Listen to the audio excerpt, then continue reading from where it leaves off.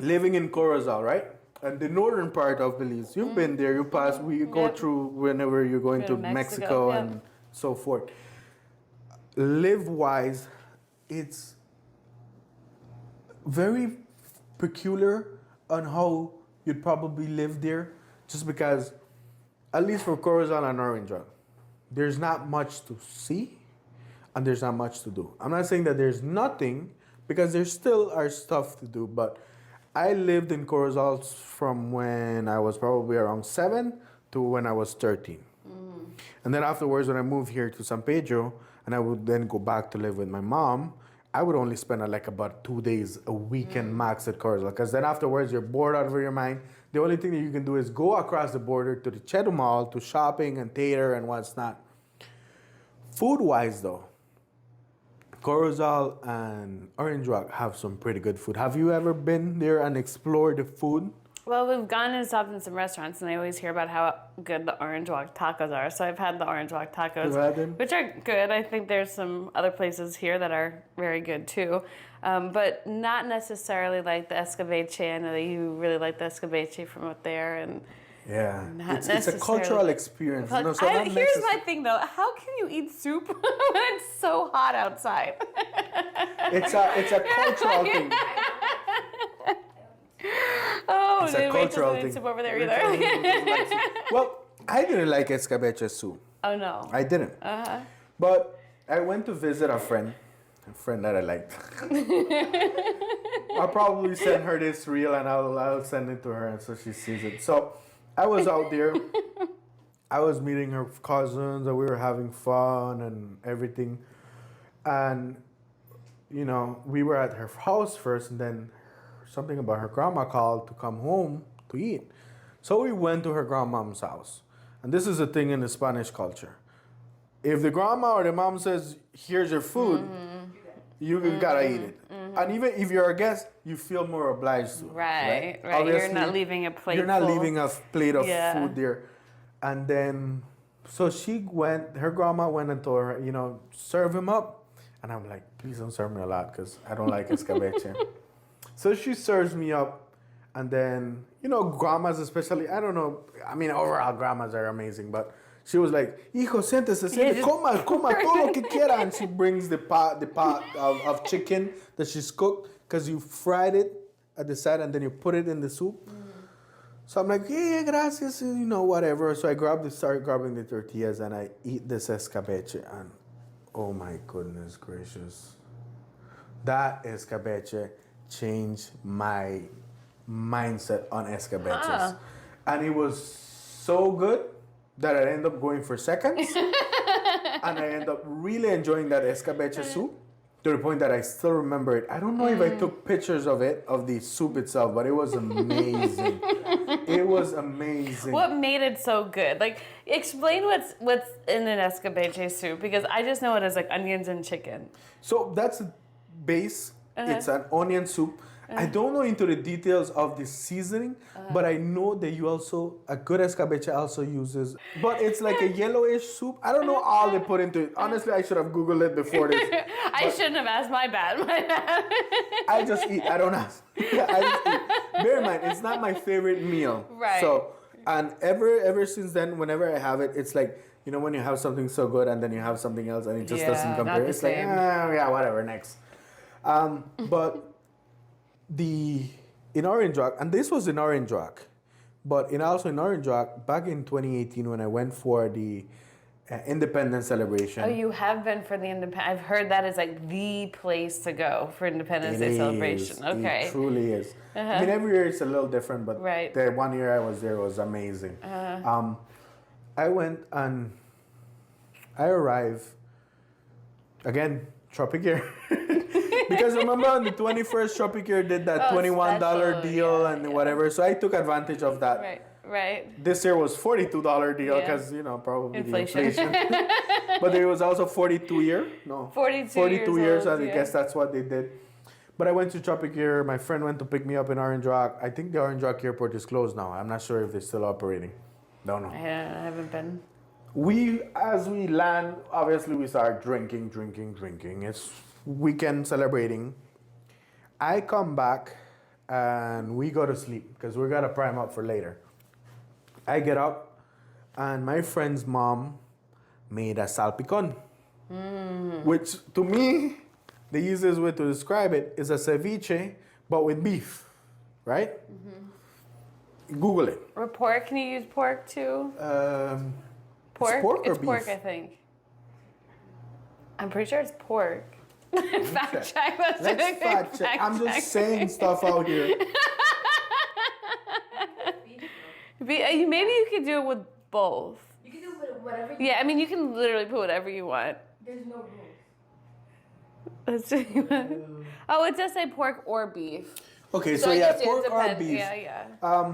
We'll put a picture of how it looks, but oh goodness gracious, this was another meal that I still can't forget. That salpicon was on point, and that's the thing. I know Orange Rock is known for making great salpicon, and just overall being able to enjoy those things, and especially when you are in a household with friends and you Yeah. with the local experience where you're, down to where it's not a restaurant. Not to say that probably restaurants don't have great stuff, but a mom that knows and Yeah. generations of recipe has Yeah. come down. Well, home cooked meals. I mean, there's nothing like a home cooked meal. I know one of the first times I've ever tried gibnut was in Cayo. We were at a family barbecue, and someone's like, "You want some gibnut?" And I'm like, "Yeah, sure." I'm like, "Gibnut, though, isn't that the little animal? What does he call the Cute royal rat?" Is that the royal rat? Yeah, that's the royal Like, rat. okay, let's eat the royal rat. And I know that they said you had to really prepare it properly, otherwise it tastes really, really gamey. Yes. Right? So a lot of lime, vinegar, all that, just to clear the taste of it. But it was interesting. I mean, I guess I'd have it again. But it definitely had an interesting taste. Gizzards is something I know that's eaten quite a bit here. I actually do really like gizzards. They're really nice. Well, the reality of that is that because it's in the west side of Yeah, Cayo. That's more Cayo. Cayo, yeah. because it's more of a hunting. And Yeah. bear in mind, there is seasons for this. Gibnut, deer, and what else? You're saying armadillo? Oh, I don't know yes, if I've tried armadillo. You haven't had armadillo? think so. We've had armadillo a couple times. Hueche, we call it in Spanish. Hueche? What my dad does, he has them cut through the middle of the carcass because it's a hard shell. And then you just basically just put it in the hot fire, just like that. And then you prepare a little seasoning for it, but very little. And then you just prepare your side dishes like salpicon or whatever else you want to accompany with. Avocado, like guacamole. Right. And you just dig in and make tacos with it. Oh, really great. You season the meat too. I don't know about the seasoning. Like I said, I just eat. But definitely. And did you know going back to Orange Rock, you have the Tacos Fest?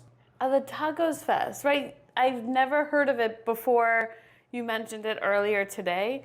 And I mean, that's what they all say. Like, you go down the street here in San Pedro, it's like, Orange Rock Tacos, Orange Rock Tacos. You go to Belize City, oh, we have Orange Rock Tacos, right? So it's like Orange Rock is known for the tacos. So it makes sense For Orange Rock for Orange Rock to have the Taco Fest. It's Tacos Fest.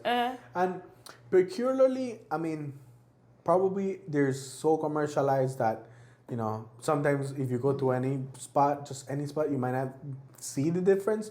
But I've been to spots where the locals has taken me because that's the spot it is.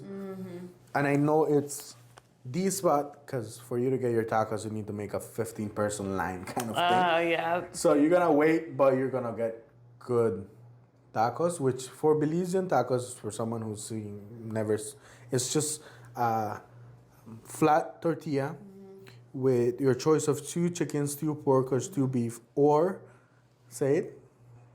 Salputes? No, the next one. Oh, I can't say it. That's why you have to Say say it. It's not pibble. We're having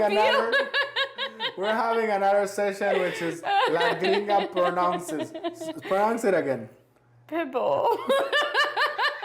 She's almost wanting to say pitbull. Pebble. Pebble.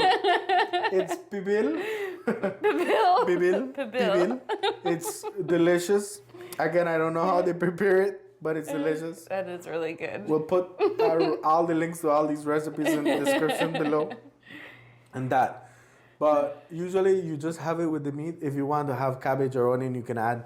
But it's just rolled up and you just have a taco. It's the best thing ever. Right. I think it competes really well, and it's a staple here in the country. Yeah, and it is very different. I remember when my parents were here visiting and we went to go get tacos, and it was breakfast time, right? So my mom thought there's gonna be like eggs and like little pieces of bacon, and she gets it and it's like a chicken taco or pork taco, and she goes, "Oh, well, I wasn't expecting this," right? Because we have the breakfast tacos, or even the Mexican tacos are popular in the States with the tomatoes and the lettuce and the ground beef. So it definitely is a different type of taco, but they are so good. Yeah, they are. Even for those who are listening to San Pedro, Rosie's is really good across from ATM Hardware in Boca del Rio. Really? They have like the little flour tortillas and you get pork on it. Oh my gosh, it's so good. Good? Very good. Definitely That's worth it. good We'll have to to go know. for breakfast. You know where- Hours are a little off. Like they're not always open, but we'll have to go for You know where breakfast. I've also had good tacos as well? Is the place beside the Orange Gallery down south, like going to Alaya. Oh, Right I after haven't SP tried it. Hardware. And then you have Villas, right? What's it called? Caribbean Villas. Caribbean Villas. So it's right between Caribbean Villas and the Marina. Orange Gallery. The Orange Gallery. There's a little two shacks. There's one with the tacos and there's one with the roast chicken. The one with the tacos. That lady makes some good tacos too. Bear in mind, you have like in town, you have yeah. like places like Nery's that you actually have seating area and what's not. When it comes to events in the northern side of the country, again, the September celebration is one of the biggest ones, and we have Orange Rock and Corozal that always have some of the best carnivals. It's very much of a local experience.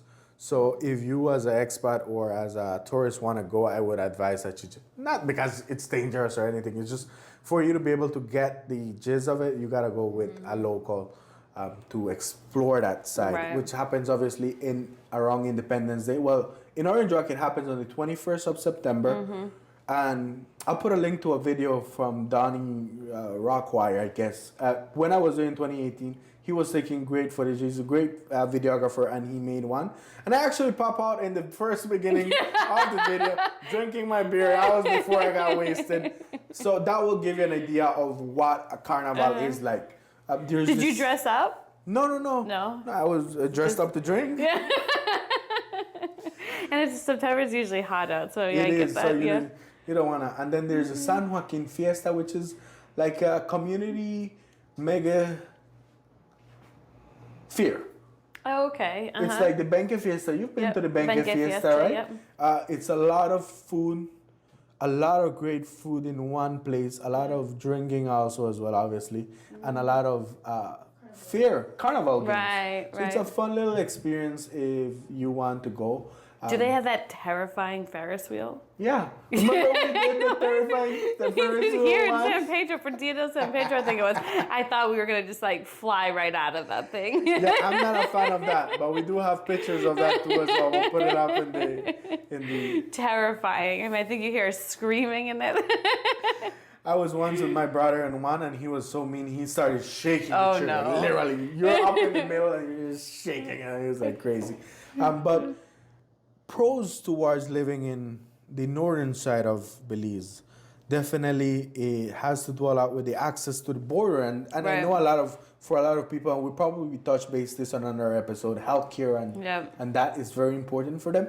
Living in the north side of the country, whether it's Orange Rock or Corozal, you might not have a lot of the things that you have in other parts of Belize, but you have that accessibility to the border to go to Chetumal and then probably to Merida, which is great for hospitals Yep. and what's not, and Cancun, where you can get hundreds of flights to anywhere in the world.